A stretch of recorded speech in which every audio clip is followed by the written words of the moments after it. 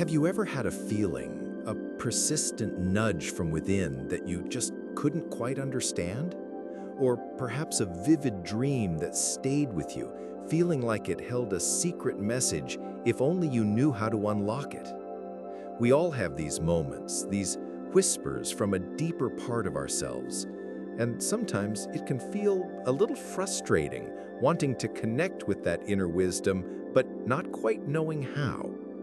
What if there was a gentle way to open a door to that rich inner world, not in sleep, but while you're awake, aware, and able to interact with what you find? There is such a way, a beautiful and profound practice that the wise Carl Jung called active imagination. It sounds a bit grand, perhaps, but at its heart, it's a very natural and deeply personal process of having a kind of conversation with the hidden parts of yourself. Jung believed that within each of us, there's a vast reservoir of insight, creativity, and healing, often called the unconscious. And active imagination is one of the most direct ways to gently access its gifts. Think of your conscious mind, the part you use every day for thinking and planning, as the tip of an iceberg. It's what we see and know. But beneath the surface lies the unconscious, immense, powerful, and holding so much of who we truly are. Our memories, our deepest emotions, our creative sparks, and even a kind of inner guidance. This part of us often communicates not in straightforward language, but through symbols, images, feelings, and dreams. Active imagination is like learning to speak that symbolic language, to engage with those inner messages with curiosity and an open heart. So, how does it work? It's not about just letting your mind drift aimlessly, like when you're idly daydreaming. The active part is key. It involves a conscious intention, a gentle focus. You begin by finding a quiet space and a calm moment, a time when you won't be interrupted.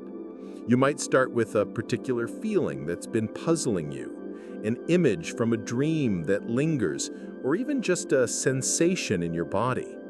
Let's say you've been feeling a recurring sense of unease.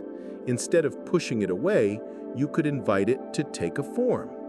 Close your eyes, breathe deeply, and gently ask that feeling, if you were an image or a character or even a landscape, what would you be? There's no right or wrong answer here. Just allow whatever comes to mind to appear, without judgment. Perhaps an image of a small, shy child appears, or maybe a tangled forest, or a muted color. Once an image or figure emerges, you don't just observe it passively, you engage with it. You might ask it questions, gently and respectfully. Why are you here? What do you need? What message do you have for me? And then you listen. You allow this inner figure or image to respond, not by thinking up an answer, but by letting the answer arise from that deeper place. It might speak in words, or show you something, or evoke a feeling. This is the dialogue, the active part.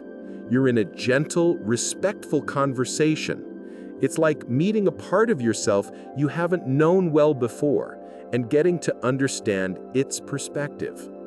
Jung himself found this process incredibly valuable. He once said, "The privilege of a lifetime is to become who you truly are."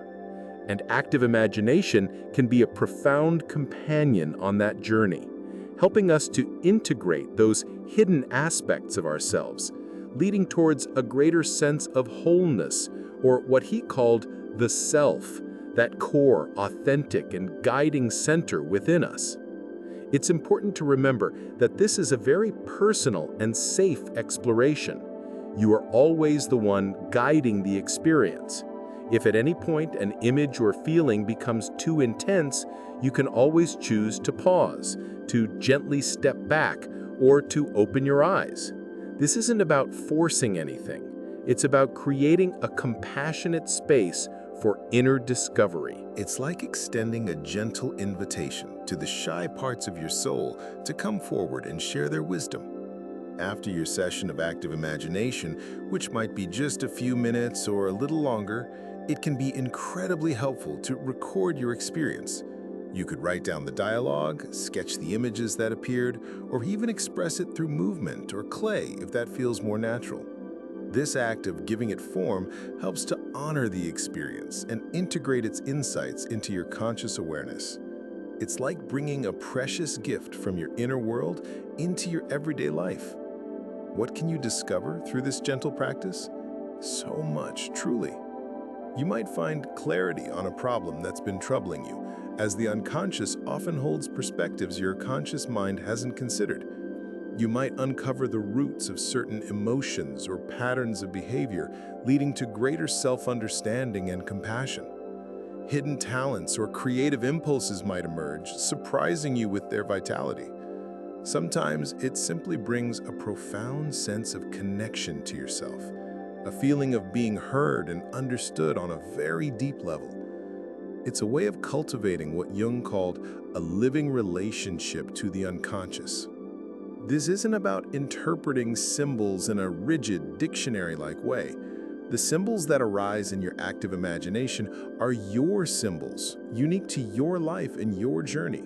The meaning unfolds through your engagement with them, through the dialogue.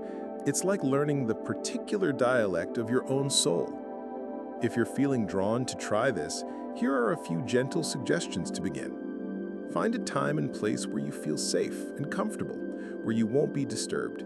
Perhaps light a candle or sit in a favorite chair. Set a gentle intention.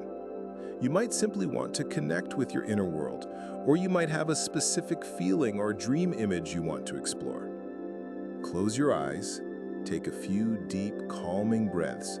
Allow yourself to relax. Focus on your starting point, the feeling, the image, the sensation. Let it become vivid in your mind's eye. When you feel ready, gently invite it to interact. Ask your questions, and then be patient. Wait for the response to emerge from within. Trust what comes. Don't censor it, don't judge it. Simply receive it with curiosity and openness. Keep the initial sessions fairly short, perhaps just 10 to 15 minutes. You can always extend the time as you become more comfortable with the process. And afterwards, remember to spend a few moments recording what happened, what you saw, heard, or felt. The most important thing is to approach active imagination with kindness, patience, and a spirit of gentle curiosity. It's not a test, and there are no right or wrong outcomes. It's a journey of discovery, unique to you.